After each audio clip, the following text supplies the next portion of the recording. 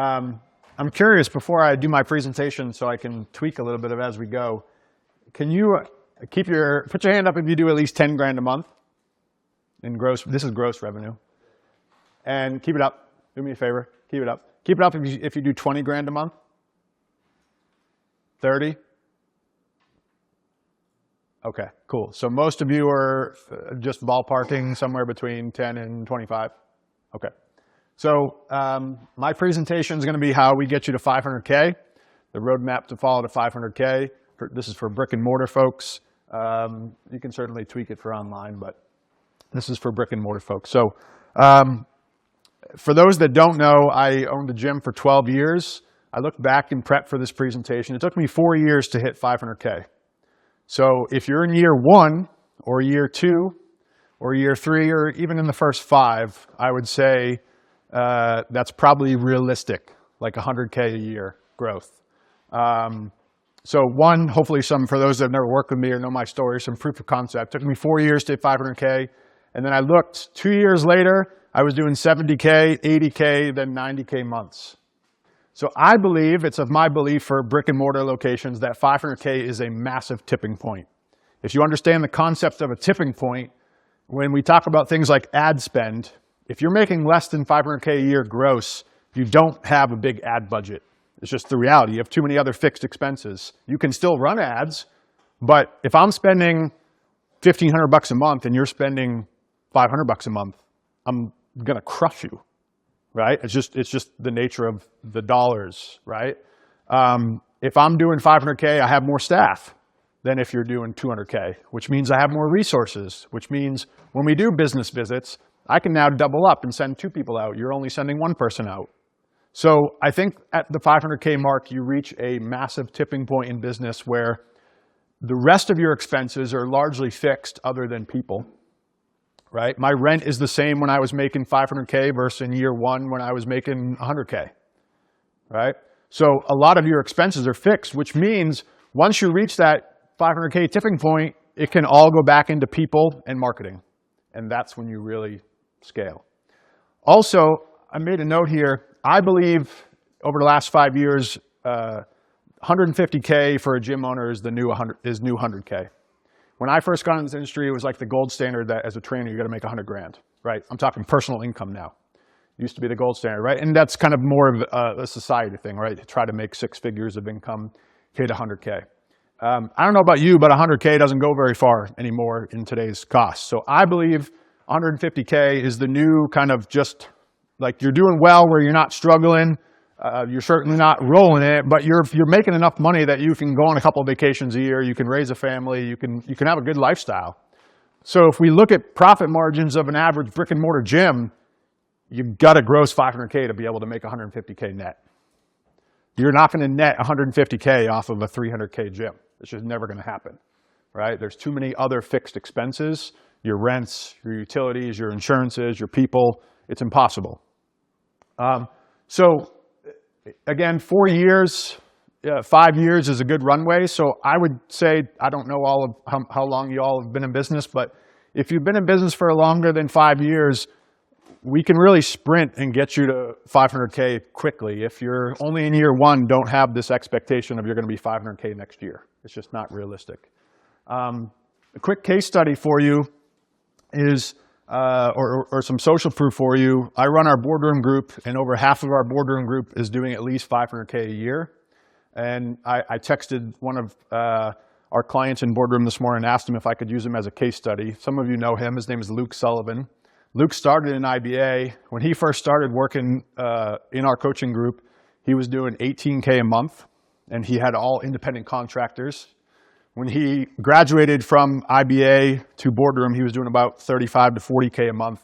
This month, he'll do 85K.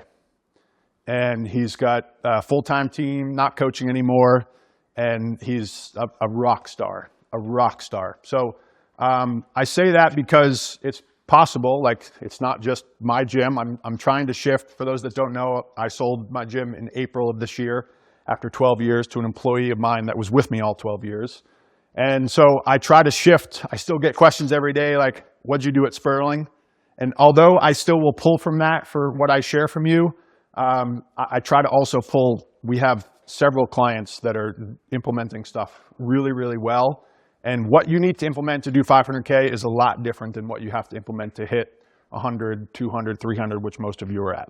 So I broke this down into 7 steps, and we'll break down each of the 7 steps. If you've never heard me talk before, I'm much more, my strong suit is not, Pat and I complement each other very well. I tend not to talk philosophy and kind of more kind of I would say the softer side of coaching. I'm very analytical, very numbers driven, so you will probably have to do calculations after this and just take notes. I'll share the whole Google Doc with you in the group. So the first step is your pricing. I start with pricing because I don't care how many clients you add. If your pricing is wrong, you will never make any money. So we need to make sure you're priced right. So some simple frameworks that I would look at is there's 4 different models in this industry: one-on-one, small group, semi-private, and large group. Those are the only 4 models that exist. If you're large group, your ARM, which is your average revenue per member, take your gross revenue, divide it by your members. That's what your average membership pays. Needs to be at least $200 a month. So your middle option needs to be about $200 a month. Now in large group, that's becoming tougher and tougher, which means in large group, in order to make this money, you either have to have a boatload of clients. For example, one of our boardroom clients, Levi, has 400 clients, but at a $200 ARM, $180 ARM, that's still pretty good revenue. Or you need to have ancillary services. But most of you are in the other 2 categories, which is small group or semi-private. Your small group, you should have an average revenue, which means your middle membership should be around $300 a month. If you're in a higher market, that's going to be a little bit higher. If you're in a more rural market, that's going to be a little bit lower. But your average client should be paying around $300 a month. For my semi-private folks, and for clarity, the difference in my eyes between small group and semi-private is 2 things. Semi-private is a 4-to-1 ratio. Small group is a 6-to-1 ratio. Small group is templated programs that are personalized on the floor. Semi-private is personalized ahead of time in the programming. 4-to-1 in your semi-private, you need to have an ARM that is around $400, which means your middle membership and your average client pays $400 per month. So if we break that down and look at your current pricing, a common mistake that I made and many people make that are in this 200 to 300 grand mark that are trying to push to 500 and beyond is you are running a small group or semi-private model, but you are priced like large group pricing. And that will never work. I hate to kind of be the bearer of bad news, but it will never work. You need to get your pricing up to $300 to $400 a month in order to have a revenue that is going to support that 400 to 500K a year business.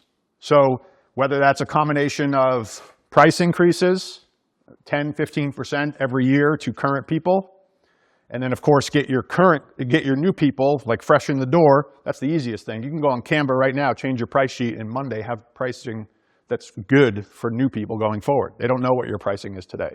But somebody walks in your door and signs up on Monday, you can have good pricing. Your current clients, we realize it's a bit of a challenge to, if you got that OG that's been with you for 8, 10, 12 years, for some of you that have been around a while, you gotta steadily bump them up. Steadily bump them up because it's really, really hard to chase volume. I put some notes down here for you. For those of you that are small group, if you have a 300 ARM, you only need 140 people to make $500,000 a year. And I say only because like 140 people is not a lot of clients. Like I know for some of you, it's a mindset shift, but 140 people in your town to pay for your training is not a lot, right? So it's not a high volume that we're chasing, which is good, but your ARM, we can go figure out and talk marketing all day long to go get 140 clients. But if our ARM, our average revenue per member, is not $300 to $400, doesn't matter. Because if I can go at 140 people paying $100 a month, that's not going to be what I'm looking for, right? So your pricing needs to be there. Any one-on-one folks here? Okay, one-on-one, $800 ARM. Your $800 ARM on one-on-one. And again, these are, if you're in Manhattan, that's going to be different than if you're in rural Texas, but $800 bucks a month on your one-on-one, that's about 50 clients.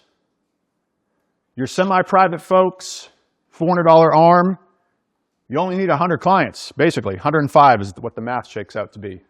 So if you run semi-private and you can get an average revenue per month of $400, you only need 105 clients, which is pretty good. So again, from a strategy perspective, I just want to share those numbers to start, because if you're not there, if your average revenue per member is not there to match your model, and I'm happy to go through it in Q&A, we got to figure out a strategy to get you there, because more clients is not the answer. Pricing right is step one. So price right, we'll take questions at the end. Price right, current client price increases, all that stuff. As far as your pricing options, many of you are like we were talking about the Cheesecake Factory menu at lunch today. Many of you are like the Cheesecake Factory with your pricing. You have like 17 different options. We have a boardroom client that in Mindbody has 72 different pricing options. It's ridiculous. Like, it's not needed. You have 2 options, maybe 3. 2, maybe 3. Like something like a twice a week and a 3 times a week. Twice a week and unlimited. You don't need 17 different options. 2, maybe 3. If you're going to do, let's say you do 2 and 3, right? Twice a week, 3 times a week, or what I like to pitch as 8 times and 12 times. You might do either 1 on the high end or 1 on the low end. If you're on the low end, my low end, like if you want to have a third option that say is only like the once a week option, I like that for gyms that work with highly injured or highly like travel heavy markets. Because, for example, Luke, that client that I referenced earlier, he's in Scottsdale, Arizona. So obviously very travel heavy, a lot of snowbirds, stuff like that. So you can get people that are only on once a week and then maybe do distance coaching, the other part of their training.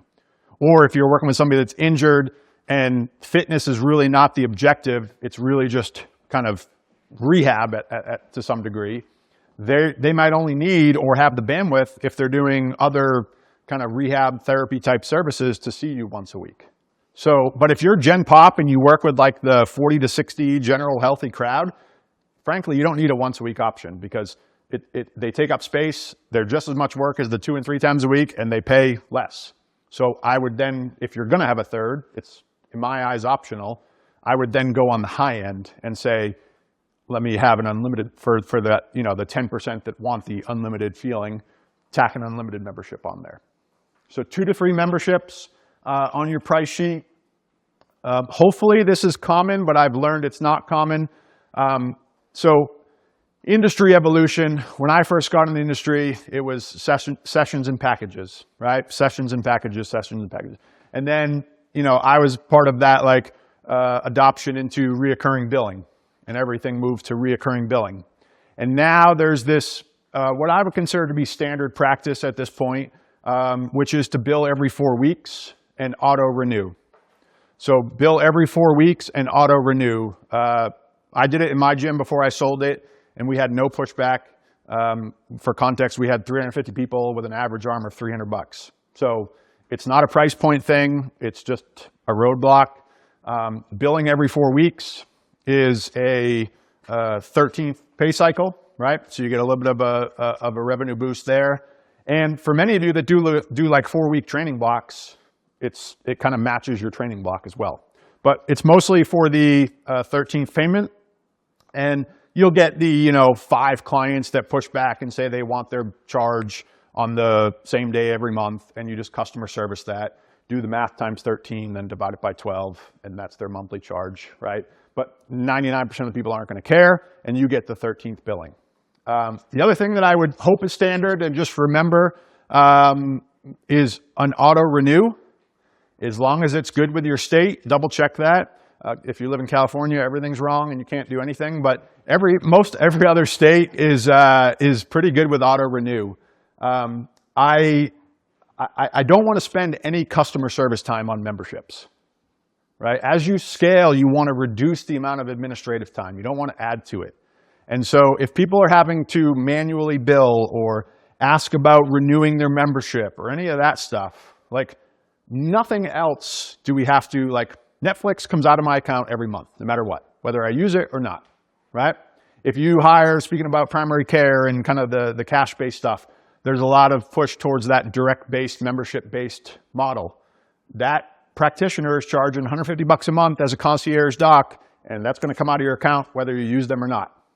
So I think 10 years ago, for those of you that have been in the industry a long time, the whole auto-renew thing was kind of new. Like people didn't have a lot of subscriptions. And I think it's just we're stuck in our ways and we think that we need to like manually renew people.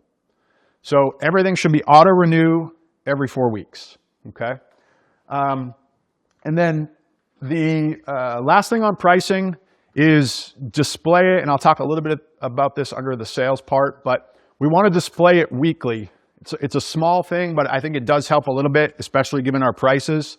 So for example, if you want to have a $400 arm, or you're charging $400-ish, you might present it as $99 a week, right? You might present it as $99 a week. So it just sits a little bit easier with the gut, to be honest with you. You're able to talk about it, I think, a little bit more confidently. This is not a whole sales training, but what many of you face is your clients are way wealthier than you. And you are mentally stuck that paying $400, $300 for training is unheard of. Like you would never pay it because you are the expert. But like you will gladly pay $300 to $400. I'm pretty sure your accountant costs more than that, right? So some of this is helping you with the conversations sitting at $99 a week, $79 a week, $69 a week. It's just easier off the tongue. And then what you say at the sales table is we bill every 4 weeks. This membership that I recommend for you is $99 a week. We bill every 4 weeks. And so then they see whatever 99 times 4 is, $396 every 4 weeks. So write down your questions on pricing. We'll certainly break that down in the Q&A if we need to. Step 2 is schedule. So we have to be scheduled right. The challenge in this industry is there is very much you have to have some degree of putting the cart before the horse. You can't have an empty schedule, nothing on the schedule, and be trying to add clients. If all of your sessions are full and you're trying to add clients, it's not going to work, right? So I understand, and there's some empathy there of you have to kind of overschedule in the beginning to make sure that there's enough sessions on your schedule. In this doc, I worked on a calculator over the last couple months. There's several things in the calculator, one of which it will tell you if you plug in how many clients you have and what model you run, it will tell you how many sessions you should have on your schedule per week. So like anything, don't get caught in the middle. Meaning some of you have like 8 sessions on your schedule and you're trying to add clients and every session is full, or you only offer sessions at these like handful select amount of times. And in today's world where everybody wants convenience and flexibility, that's never going to work. Because as we spoke about, price may not be the barrier. It may just be, I can't make those time slots. Or on the flip side, I've seen it where, folks have 50 sessions on their schedule and they have 50 clients. It's like, you don't need that many sessions, right? So there's kind of this happy medium where you don't want to be understaffed, you don't want to be overstaffed. We'll talk about staff, I believe that's step 6. But the scheduling is certainly something I personally don't think is talked about enough, like how many sessions should be on your schedule each week, evaluating it on a regular basis, not just setting these times and forgetting about it. Schedule is seasonal, right? Your scheduling should be seasonal. Our business is seasonal, whether we like it or not. As far as your session times, this is a big one I learned. So your session times, as far as how duration, 25 or 55. 25 or 55. As you scale, hour-long sessions are really hard. And I share that from experience of having teams that run back-to-back-to-back-to-back sessions. They will burn out very quickly because they have no break. Or you will end up having to have all these gaps. So you'll have a session that runs from 6 to 7, and then another session that runs from 7:30 to 8:30. And if you compound that over the day, over the week, you could have just stacked those and fit in more sessions with the same amount of payroll because the coach is already there. At the same time, I ran on the hour or on the half hour for a long time, but then your coach has no break. And the problem with that is, you know, obviously for their sanity, like they have to go to the bathroom and they have to, you know, be able to like not just be client facing every minute of every day, but also there's this ripple effect that happens in your client experience. So let's say that you are running hour-long sessions and you did cram them 6 o'clock, 7 o'clock, 8 o'clock, 9 o'clock, and it's an hour-long session. If I come in as your coach and I coach 6 o'clock, you all know the 6 o'clock people, they stay a few minutes after, they end up chatting, coach ends up chatting with them, oh crap, I gotta go take a pee. They go pee, and now they're 5 minutes late. It's how doctors are always late, right? It's not their first patient, it's the afternoon patients that get screwed because they just keep 5 minutes late for the next session. Then that session runs over, so they feel like they have to over-deliver to that session because they were a few minutes late. It's this constant client experience battle. It will be eliminated if you communicate to your clients our sessions are 50 or 55 minutes long, or 25 minutes long if you run half-hour sessions. It creates a standard that the session is over. And it gives, as silly as it sounds, 5 minutes in the training world is a lot. That's enough to go to the bathroom, go see who's in my next session, grab a sip of water, and get back on the floor. But if you don't create that buffer, as you scale, you will either run into client experience issues, or you will have to, we have a couple that runs a gym out of Columbus, Ohio, Melanie and Jason Ash. They were running hour-long sessions, and they were putting these big gaps in between their sessions because they didn't want to stress the coach out. But then as they grew from 150, 200, now they're in mid-200 clients, they run into staffing issues because these staff members have these huge gaps, and now they can't offer enough sessions. So you have to squish it back and give yourself that buffer without rolling into the next hour. Some obvious ones that I say to make sure you just check this box, which is in regards to scheduling, make sure they can sign up on an app. Again, 10 years ago, it used to be seen as going above and beyond that you schedule for your clients. Now, if you have to schedule for me, it's an inconvenience. I want to be able to schedule on my own. Give me my app, let me schedule on my own. I don't want any administrative time spent on scheduling, 0. Schedule on an app. And then here's a big one that people get stuck on. And again, I'm happy to troubleshoot scenarios in Q&A if you're dealing with this. Let's get you away from people being locked into a specific time. It's hard to scale. Can you do it? Yes. But if you have the opportunity to, if I'm a client, I want to just be able to see your time slots. And if one day I want to show up at 9 a.m. and the next session I want to show up at 5 a.m., if there's a slot open, I should be able to do that. 10 years ago, even 5 years ago, that was fine. But I think now you're losing a lot of people if you're too rigid with your times, meaning I sign up for Monday, Wednesday, Friday at 9 o'clock. It's an antiquated way of doing things, and the modern consumer is all about convenience. So if you don't adopt to that, you're going to be trying to cram this, like for those of you that have kids. Every day you wake up and you're like, oh shoot, I can't do that at 9 because this kid's sick. Or, oh, I forgot about that afternoon doctor's appointment. I have to go take them to that, so I can't go to that 3 o'clock session. I can go this morning at 9. So you want that convenience, you want that flexibility within it. And it also it spreads things out. It doesn't create, everybody wants to train at the same time. It doesn't create these log jams that we face. Or I should say it reduces the amount of log jams that we face. And then another one with the schedule is a wait list. We want a wait list process that is clear across all 3 parties. You have 3 parties in your business. Party number 1 is your clients. Party number 2 is your team. And then party number 3 is you as the owner.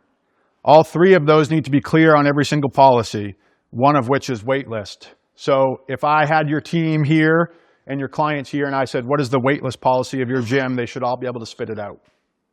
Because if the team doesn't know it, they're getting questions whether you know it or not in the sessions about it. And if the clients don't know about it, they're not following it. And if you don't know about it or have it, then it's certainly not happening. So what is a wait list? A wait list should be matched to the amount of churn your session has.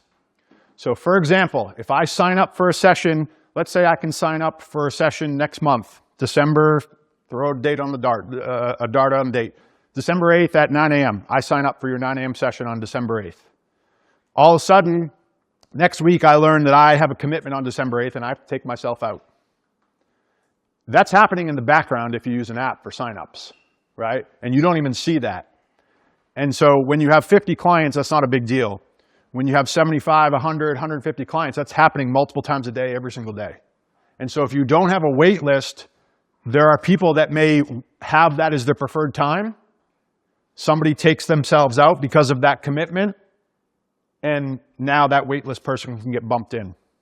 We found on average, this is not specific to everybody, but this is what we looked into. We found on average around 3 people per session were changing before the session actually started, meaning they had signed up for that time, and by the time the session actually came, 3 of those 6, we ran 6 to 1 small group, 3 of those 6 had found a different time.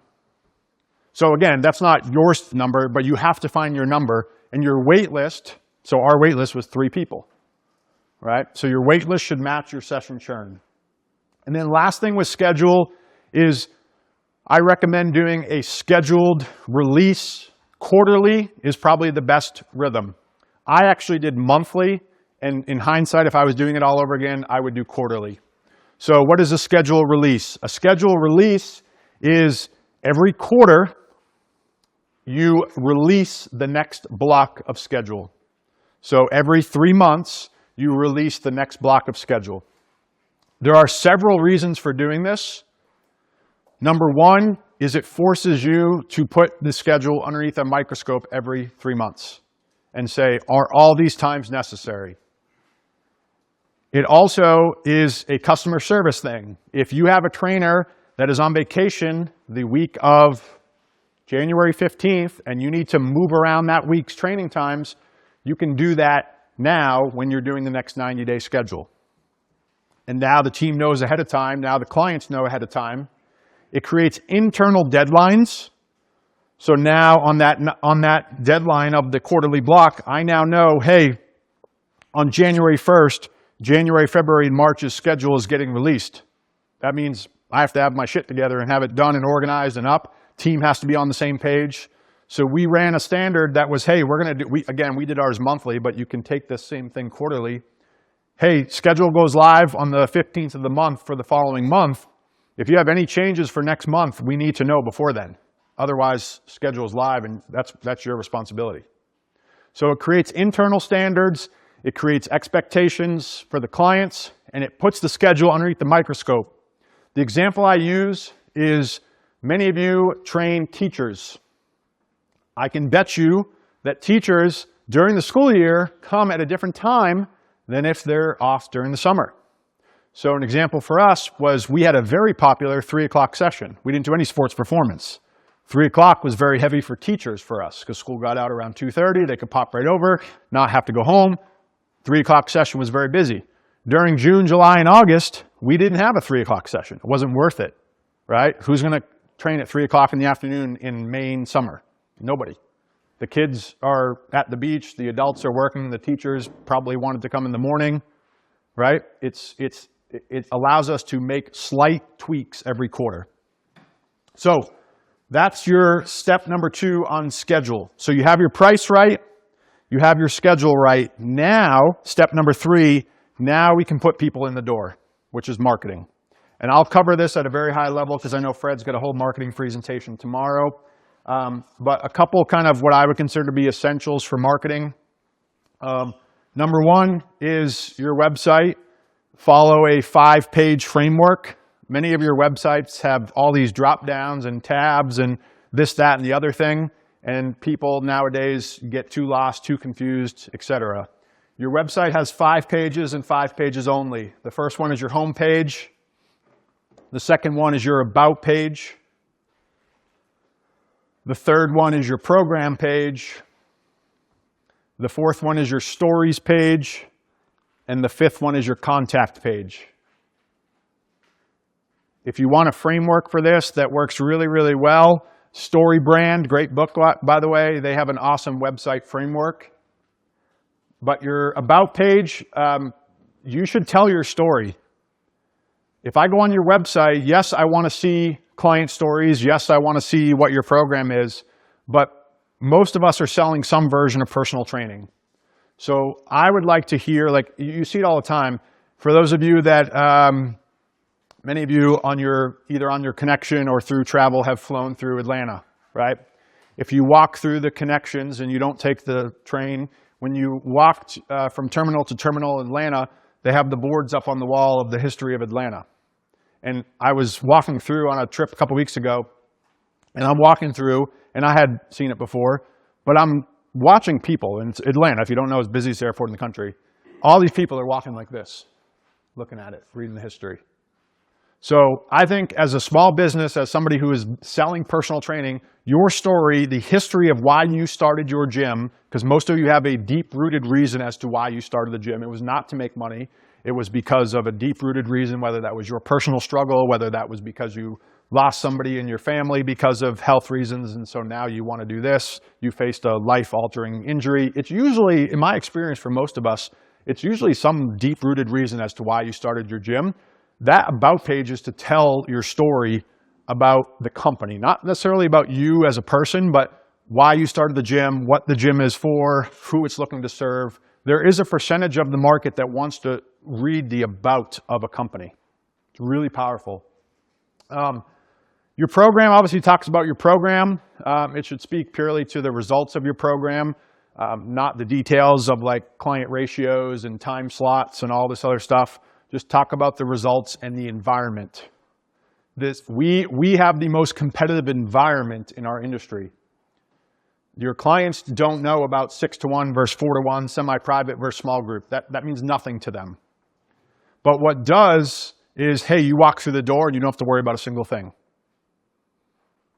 You walk through the door and there's going to be a coach with you at every single workout. That is language that they can understand. And that's where your program page should talk about is what is it like in a typical session and what are the results that I can expect. Your stories page is an entire page where people can scroll. I believe it's still up if you want to test it. You can go to spurlingfitness.com/stories and you literally have to scroll for like 5 minutes to get to the bottom of it. And it's just all client testimonials. And I don't know if people watch them or people view them or what, but there is no denying that when you go to our website, I look at every other gym in our town and it's all either stock photos or, you know, maybe a handful of testimonials. So we all say that we get results, but one thing I'm going to talk about under the sessions is I think we do a phenomenal job at getting results. We do a terrible job at showing that we get results. We talk about it, but we don't show it. You have all these cool, and I'm not talking the drastic transformations. I'm talking the Susie who walked in and said, I love this place. It's my favorite hour of the day. I come here 3 days a week after work. It's a great stress relief, right? That's what most of you need, just in a quick iPhone testimonial, but there's a laundry list of them on the stories page. So that's your quick high-level website. Let's make sure you have your Google My Business profile. We just started with a new client. He's got 2 locations, and I was doing some research before I started working with him, and he's part of a franchise, and I tried to find his second location, and I couldn't. I Googled personal training in his town, and he didn't come up at all. And it's because his Google My Business profile wasn't updated. So it seems very basic. I know most of you do that really, really well, but 99% of people Google stuff. They do not search for it on Facebook. They Google it. So make sure your Google My Business profile is up to date. Google reviews, etc. Obviously, you know by now the 3-time-a-week email with the super signature. The biggest thing with the super signature I will remind everybody of is don't be lazy. Don't set the same super signature for the month. Change it weekly. If it's not getting replies, change it. If it's not getting replies, that means it's not good enough. So change the super signature. Change the words. Change what the thing is. Change it. And then finally, don't feel like every single email has to have a super signature. Because eventually, if you're sending 3 times a week email, everything has 3 things at the bottom, that now loses the effect of the pattern interrupt. It's now no longer the purple cow. It's now just part of every email you send. So don't be afraid to just have a PS with one thing. Like you can mix up the pattern of what your super signature looks like. And then other marketing things, your engagement emails. You all have copies of these engagement emails. Like clockwork, twice a month, middle of the month, end of the month, 2 engagement emails. Julian's one of the clients in Project 500, and every month he sends me a doc. He has a whole Google Doc of offers that go out text and email. All it is a Google Doc. And you send it to your admin, right? And your admin posts it. It's like, guys, this is just like clockwork, rudimentary stuff, but you can't forget about it. Every month, like clockwork, twice a month, engagement emails. If you don't know what those are, we can talk about them, but you have a whole Google Doc with like, I don't know, 3 dozen examples of them. All right, let me move on to your follow-up and sale. So now you've marketed people. Hopefully you're getting them in the door, okay? So now let's break down the things that you have to have in place for follow-up and sell. So the hardest part is in business, in my opinion, is not generating leads. You can work with BJ on the ad side, implement our marketing stuff for grassroots stuff. Lead generation, in my opinion, once you understand the core components of it, is not hard. The harder skill is taking a lead and getting them to an appointment.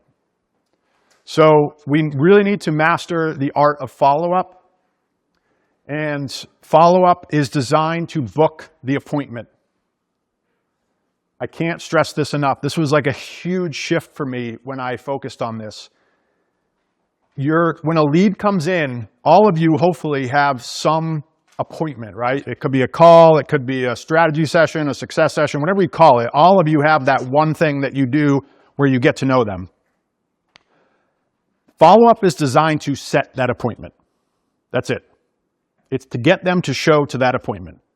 Don't try to sell your membership, talk about how things work, do all this crazy stuff. Just get them to the appointment. Then at the appointment, we can get to know them, talk about our program, etc. But many of us make the mistake of either just overwhelming them with so much information about your program and how it works and what the memberships are and what the structure is and all this stuff before they even met with you. Or you have like a 7-step process.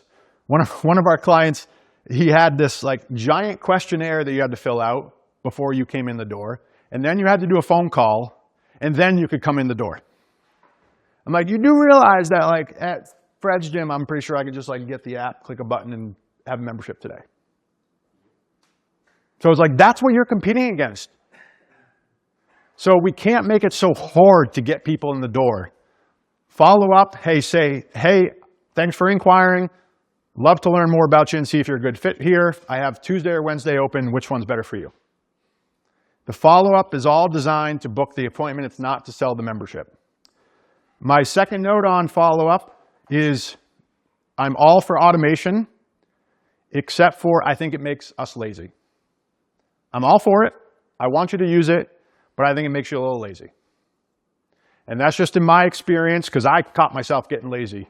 Because for context, for years and years and years, I was anti-automation. Everything was manual follow-up, manual follow-up, manual follow-up.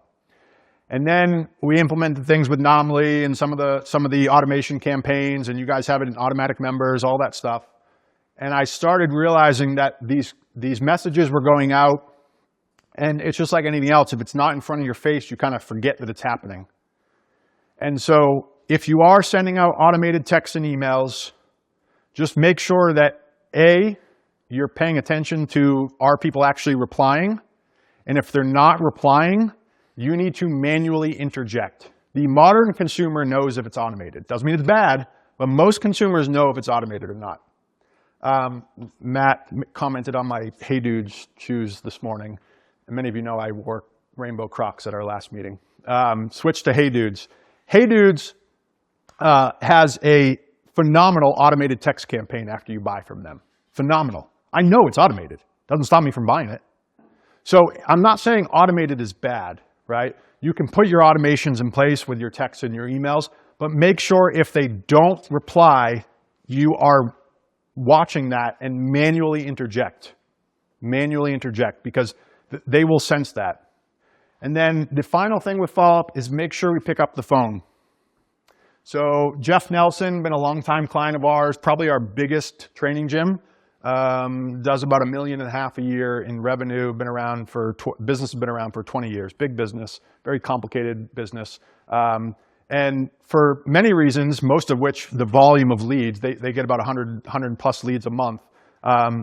His front desk staff was not calling his leads; they were just relying on the text and email, and they were doing okay. When I had them implement the phone call, they literally doubled the amount of appointments they got in a month. Doubled.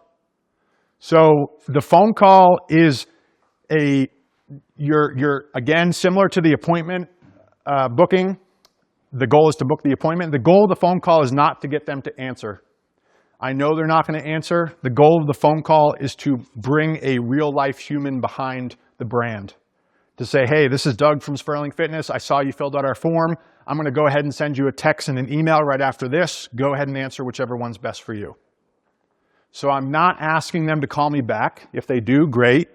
But I'm driving them to the text and the email. And I can put emotion, I can put tone, I can put a real life human behind it, which text and email will never be able to do. On the sales side, this is usually not a weakness, right? We usually don't have like people raising their hands saying, hey, I'm not closing enough people. I'm meeting with them, but they're not signing up. Usually not a problem. So I don't want to spend a ton of time on this. However, a reminder, one appointment, not 2, 3, 4 appointments for me to start working with you. I'm okay with one. Like, I don't want to just be a revolving door pushing people in if I'm not a health club. But one appointment, and set the expectation for how long it is. I recommend 30 to 45 minutes and not longer. Because again, scalability, if you want to run back to back, you only get a couple hours a day that you're not training, that you can do appointments. Keep them short and sweet. And when it gets to the point of showing the pricing, you want to get to a point where your pricing is on a nice, graphically designed, branded to your colors, 11, I like to do it on 11 by 17, gets a little bit oversized, sheet. So imagine if I sit down with you and just think of how this feels. And for some people it wouldn't matter, but there's a large population that it does matter. I sit down with you, let's say I'm sitting down with Joe and Joe's interested in training. And I say, all right, Joe, I got no papers, nothing. I say, all right, Joe, it's going to cost $300 a month to go here. Instantly, there's a percentage of your population that will say, is that really the price? Can I see different options? And you may have your pricing memorized. But by putting a price sheet in between you and them, it does a handful of things. One, it puts a professionalism to it as far as it's visually displayed. Two, it allows you to price anchor. So price anchoring is, if you can't close somebody, it's one of the easiest things to do if price is an objection. If you have your two options that I spoke about earlier, you can say, hey, Joe, I don't think you need the unlimited pricing option. It's $99 a week. Based upon what I learned from you today, you don't need that. And I can literally point to it. But what I do recommend for you is our optimal membership. It's $69 a week, gives you everything you need. I now just anchored and said, hey, here's this high price thing. You don't need anything. You don't need that. You need this instead. And so it's a very simple way, but I can't do that if I'm just listing prices off the top of my head. And then final piece on the sales side. So you've got the commitment. They're saying yes. Now this is where people rush it through and they walk out the door. Take the time to go through at this point. You've gotten the yes, right? Take the time to go through your agreement, your membership agreement. Think about your current clients today that abuse the things that frustrate you. Like if you have a cancellation policy that veteran clients don't pay attention to, or you have a no-show policy that people don't follow, or you have a travel or suspension policy that people don't know about. If you have your agreement listed out, everything that you deem important from a behavioral standpoint, this is not for legal reasons, right? I'm not an attorney and who knows if this agreement is enforceable or not. That's not what I'm concerned about. What I'm concerned about is I want to drive home the importance of the 2, 3, 4 policies that we have here that if I don't take the time right now to go over, you're going to abuse at some point. And as silly as it sounds, by pausing at each paragraph and having you initial, it's not about the legality of the initial. It's that there's a blank and I'm going to have to fill that in, which means I'm going to have to talk about it. And I'm not going to skip it. And it's a moment to pause and to make sure you talk about it. So that's why we like the initialing of the agreement. All right, moving on. They're now a client. They're onboarded. We need to onboard them. So magic of onboarding. I want to pause for a second and say we're now over halfway through this, and this client literally just signed up. So this is how important and orchestrated and choreographed the beginning of your process needs to be. So when you onboard somebody, have a very simple checklist. I know it's repetitive, and I know it's sometimes not a lot, but you should have a very simple checklist of here are the 5 things every new client needs to do, I need to do for a client. Maybe you need to add them to a programming app. Maybe you want to send them a welcome email, right? All of you probably have those handful of things that you do with every new client. Turn that into a very simple checklist. That way, every time somebody gets new, you can just go boom, boom, boom. It's also, pro tip, a very easy thing to delegate to an admin. Sales is the last thing you should delegate. But as soon as you get that yes, that whole thing can be automated or delegated to an admin. Once you create your checklist, it's just follow the checklist. Onboarding is a very checklist thing, right? Add them to the app, send this email, tag them in the software. It's very checklist. When they sign up, I do recommend giving them some form of welcome bag, some form of thank you for signing up, here is something. Doesn't have to be a bag, it can be something else, but it should be something physical. The reason why it's physical, it's not about the item, it's that they have to walk out with something. So there's a great book, by the way, called Selling the Invisible. We sell the invisible. We sell a service, we sell fitness, which you can't see. It's a transformation, you can't touch it. It's not like I'm trying to sell you this chair. So if I leave and just committed to $300 a month with you and I have nothing to show for it, it just sits a little heavy, and that's where buyer's remorse comes in. And then they tell their husband that they just spent $300 a month in a gym membership. You've all had that call from the husband that's like, hey, I don't think my wife can do this, right? It's buyer's remorse. So one of the ways to prevent that is to give them something. We used to go on, I think it was like 4imprint or Discount Mugs or any of those kind of wholesale places, and just get like reusable grocery totes. They're like 60-something cents a piece. And you can put anything you want in the welcome bag. Doesn't have to be much, but a little bit of maybe a postcard on how, if you use an app for scheduling, maybe there's a postcard on how to put the app on their phone. If you have a team, maybe there's a team bio page. Something in the welcome bag. The point is they walk out with something. Now, notice that I did not add a t-shirt to the welcome bag. It's a very common thing. For years and years and years, we would give them t-shirts, right? Or any type, fill in the blank with any type of swag. For training gyms, what I like to do is you hold on to that t-shirt until their first workout. And then at the end of their first workout, you give them the t-shirt and say, hey, we give this to everybody that completes their first workout. Awesome job. Here you go. You can't buy this t-shirt. It's only for people who complete their first workout at Spurling. It's just another touch point, right? It's easy. We had literally a basket in the gym on the corner, like on a little stand. And they were just elastic wrap t-shirts, like $5 Gildan t-shirts. It was not nice quality t-shirts, but it was about this. A lot of you get frustrated when coaches like just let clients walk out the door and not like say goodbye to them or compliment them. Imagine if a first workout client just walks out the door. A lot of you, right now, you're like, that will never happen. If you have a team, that will happen. And so the first workout t-shirt is a moment where the coach can literally say, hey, here's this t-shirt. Awesome job today. Super proud of you for making this amazing commitment to us. You did a great job today. I'll see you on Thursday. It's not about the t-shirt. It's about the moment that happens right there. And that client, if you execute that well, you role play that well, will have an amazing onboarding experience and never want to leave. All right, let's go on to, we've onboarded them.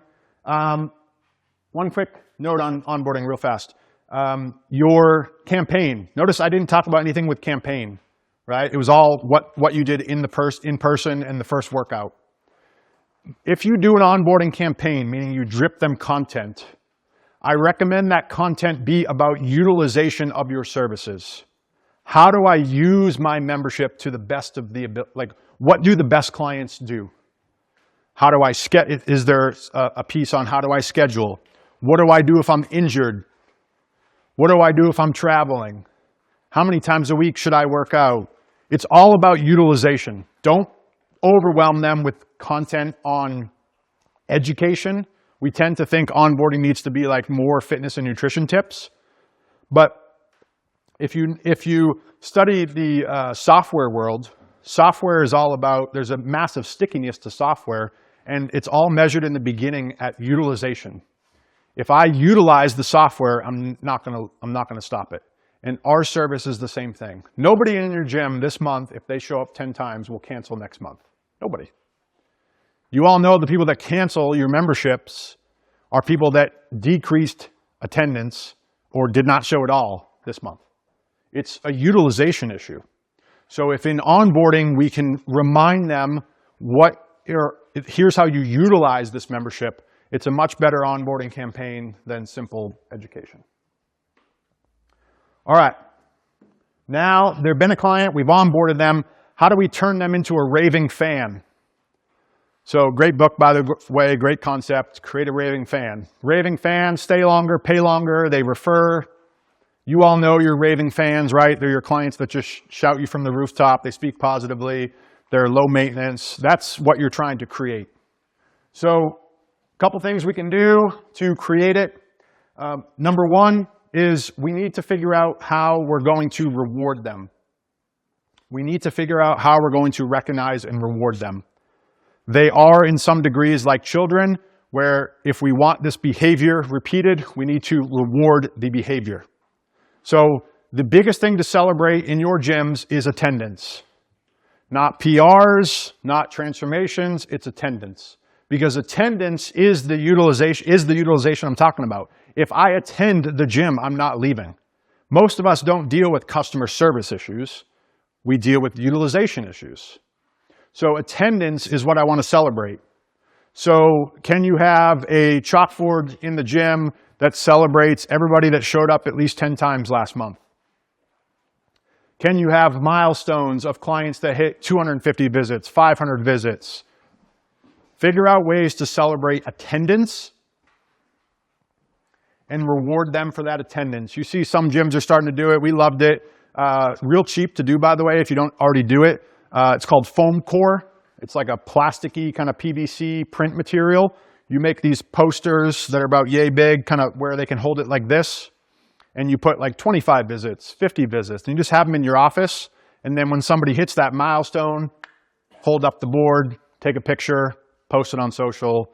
It's a win-win for the client because they get recognized, but also great social media content, etc. When we ran ads for our gym, I'm pretty sure like 90% of the pictures were of clients holding up those boards. And the reason why those boards are so powerful on social from a marketing perspective, we see the recognition piece of it for the client, but it's because that client, A, is local, so maybe somebody in the local community knows that client, is like, oh, I know her, let me text her. I was thinking about joining there, I'm gonna text her and see how she likes it. Or it's like an overweight, ideal client, and they're like, oh, that kind of looks like me, I can probably do that. So those little things I think go a long way on the marketing side, but of course it's great from a recognition standpoint. So figure out one or two ways you need to recognize. And then, as I spoke about earlier, results. So we're great at getting results. We got to figure out a way to show results.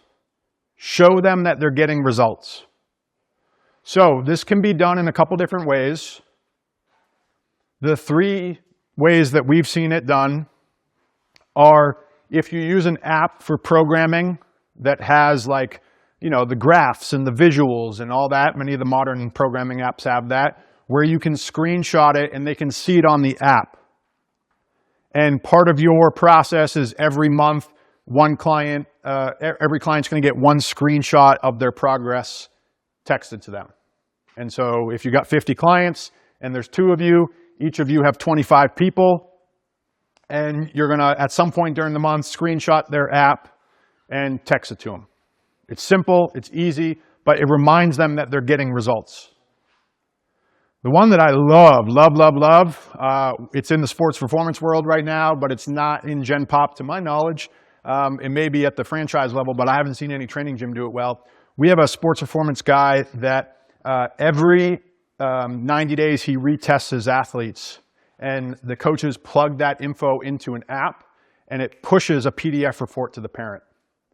And so they can see a graph of, hey, my vertical jump has gone up this much, my broad jump has gone up this much, whatever the 10-yard dash, whatever the test is. But people need to be reminded of the results.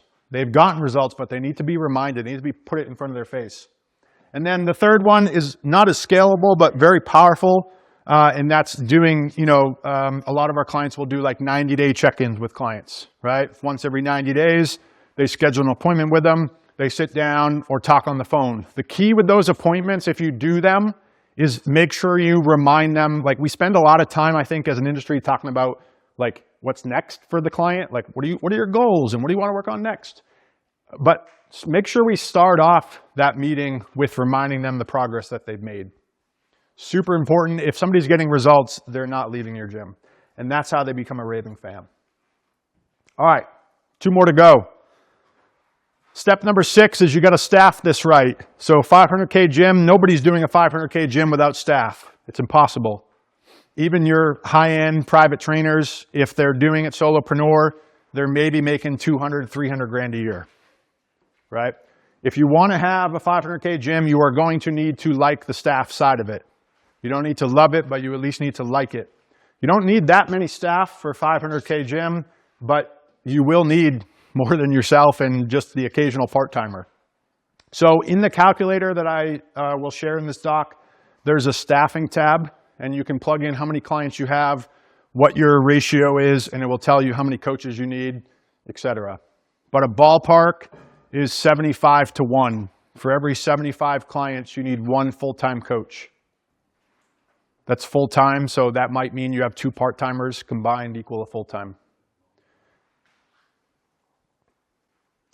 40% of your revenue should go towards your people. 40% of your gross revenue should go towards your people.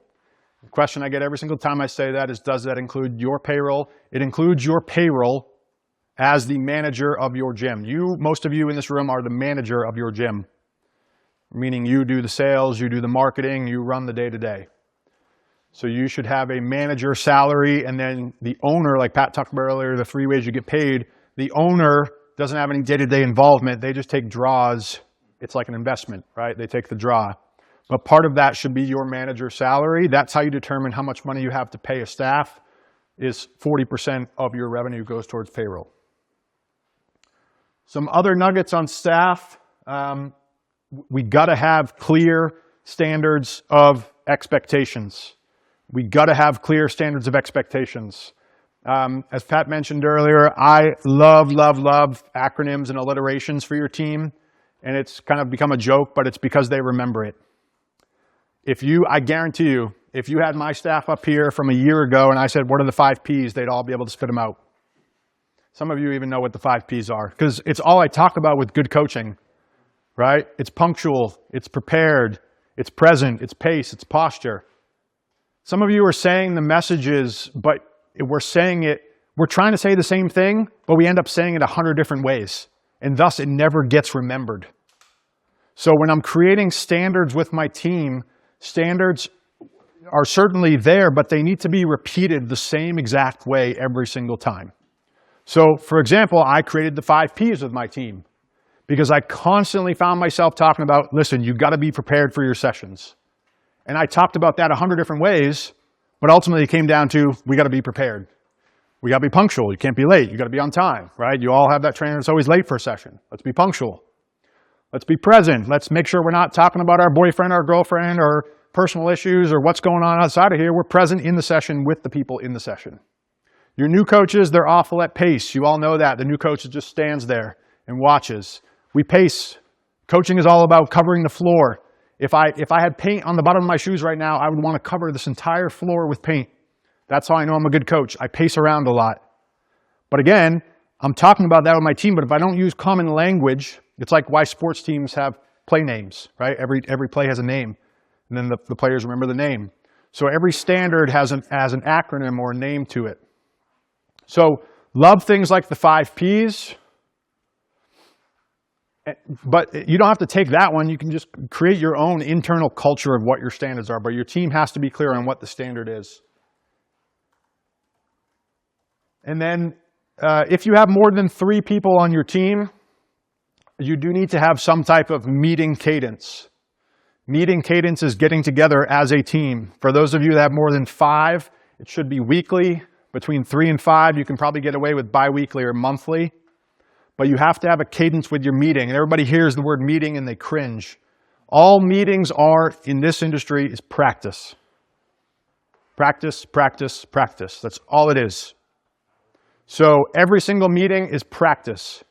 So for those of you that played sports, I guarantee you, other than maybe what, basketball, like there's a real indiscrepancy of practice to play ratio.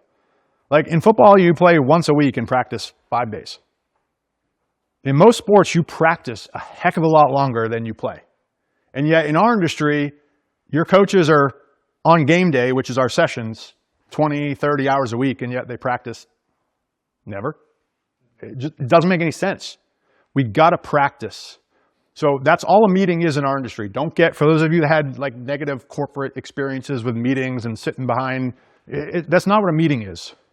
A meeting is saying, if this was my team, I would say, hey team, so let's do a little role play of a quick team meeting. Hey team, how was your week? Give me 1 win from the week. Boom, boom, boom. Cool. Hey, here's 3 things I want you to remember about this upcoming week. Boom, boom, boom. All right, today we're going to role play how to greet a client on their first day. Ready? Julian, you're the client, I'm the coach. Go. And you just cycle through everybody. And you keep going until everybody gets it good. It's like running the play over and over and over again. But you have to do that. You have to do it. And the more people you have on your team, the higher the frequency. If you have a big team, it's weekly. If you have a medium-sized team, it's monthly. And monthly is probably about as far as I'd take it. Right? But we got to practice. All right, last one. Stick with me. You got to make money, which is the profit side of this, which means you need to know your numbers. We talked about that this morning. Knowing your numbers comes down to 3 things: your scoreboard, your spending plan, and your cash flow system. Your scoreboard, your spending plan, and your cash flow system. Your scoreboard are your weekly numbers.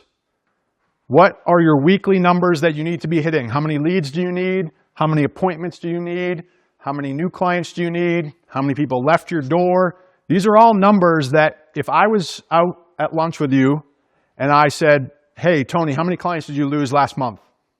That should be like that. 0 hesitation. That's how I know numbers.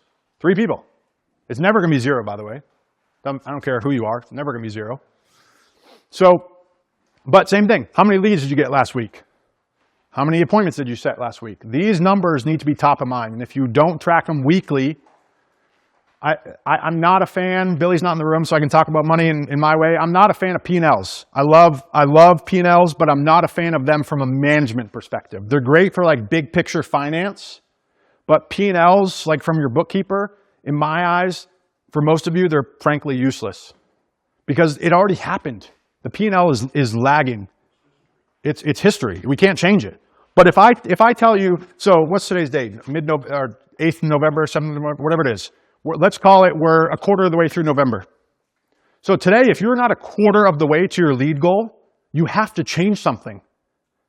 If you're not a quarter of the way to your November lead goal, you need to change something. Same thing, appointment goal. If you need to get 10 appointments this month, and as of today, you don't have 3, clearly what you're doing is not going to trend well. So change it. That's why I like weekly scoreboards, because every week it allows you to adjust what you're doing the following week. So I always did my scoreboard on Fridays, Every Friday morning, I had a reoccurring meeting in my planner with me, myself, and I. And I pulled out my scoreboard, and I went through all my numbers and said, what numbers need to change next week? And those were my action items for next week, not all this other fluff that maybe didn't matter. So that's your scoreboard. Your spending plan. Your spending plan is a very simple spreadsheet. It has 2 columns on it. So for those of you that don't like spreadsheets, I'm sure you can handle 2 columns. For those of you that love them, maybe you can make it color-coded or something. I don't know. Spending plan. Every item you're going to spend next month, column A. Column B, the amount of that item. So I should know, as of today, how much I'm going to spend in December. All of you should know that answer. How much am I going to spend in December? You know your rent, you know your utilities, you know your reoccurring softwares, you know your payroll, right? Even if you don't know it to the dollar, you can probably look at historical norms of hours and things like that. But you all should know within, like I always used to play a game with myself and say, how close can I get to like sticking to that and matching that? Like the spending plan said 65, how close could I get to 65, right? So you get your spending plan ahead of time. So like now, do your December spending plan. So let's say, for example, your spending plan says, hey, with everything, I'm gonna have to spend $12,000 in December. Now you set your sales goal. So when we mentioned this morning, what's your sales goal for this month, or do you know your sales goal? In my eyes, that's how you set your sales goal. It starts with your spending plan. How much do I need to spend next month? Because that's like break even, that's just pay my bills. Now I say, okay, I need to spend 12. I would like to pay myself 5. So I need to go gross 17. Now you take that 17 and you go to Fred or go to somebody and say, is this a $17,000 marketing plan for December? And he'll tell you yay or nay. That's enough or it's not enough, right? You can go to us and say, hey, I need to go add, like as a coach, I can't tell you how easy it is when somebody's like, hey, I need to go add 5 clients this month. Cool. Like that's so much easier rather than I need more clients, right? Get specific. And we can get specific when we can say, hey, my gap, like speak of Luke, who I mentioned earlier. Luke, we have a call every month. And Luke's call always starts with, he just actually texted me this morning. Hey, I'm like 13K short of my goal. What do I do? Love it, man. That's like my genius zone right there. But if you're like, I just want to make more money. I just got to gross more. It's really challenging, on both sides. So get clear on spending plan and make sure your marketing plan matches that. Okay, so spending plan, sales goal matches the marketing plan. And then last thing is profit first. I just literally, you'll see in this Google Doc, which has everything I've covered, because I know it's a lot. It has a link to the book. Just read the book. Literally just read the book. It's the simplest book in the world. The guy's a genius. I mean, I think every small business has adopted some version of Profit First. If you're not familiar with Profit First, it's just a simple cash flow, cash management, transfer thing, set up a couple bank accounts.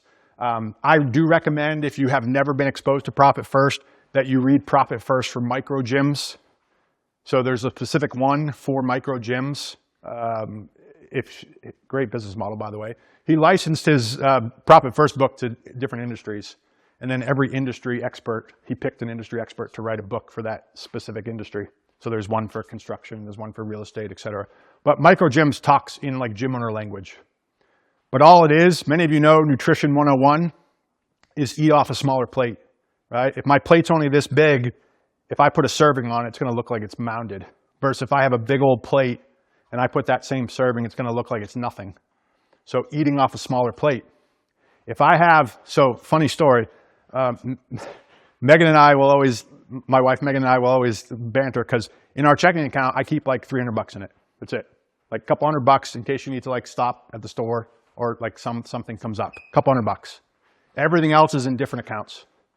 Because I know psychologically, that's the account I look at. That's the account that's tied to my debit card. And so I will inevitably be a better spender and a better cash flow manager if I am intentionally poor in that account. So that is the whole concept of Profit First in a nutshell, is your money comes into one account and you just transfer it to these other accounts so that this account, the one that you check, the one that you make your business decisions off of is always looking poor. I always want to look poor because then I make more aggressive decisions from growth and I make more aggressive decisions from buying. All right, so those are the 7 steps. Overwhelming, yes, but frankly, we talk about standards. I do believe at least 80% of that's probably standard to hit a 500K gym. But give yourself a runway of a year or 2 to implement. Like if you're sitting in this room a year from now, that's probably the time frame of implementation on all this stuff. But pick a couple things each month and chip away at them.